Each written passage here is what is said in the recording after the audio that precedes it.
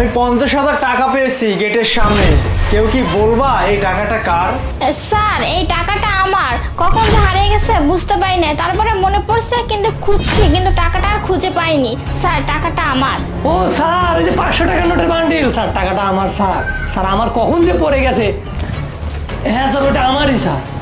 না স্যার, টাকাটা আমার স্যার, আমার কাছ থেকে হারিয়ে গেছে স্যার, বিশ্বাস করেন স্যার, টাকাটা আমারই।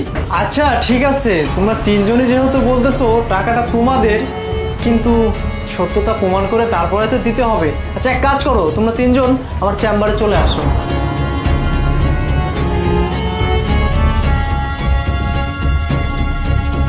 আচ্ছা তোমরা তিনজনই তো বলতেছো এই টাকাটা তোমাদের, কিন্তু টাকাটার মালিক তো একজন।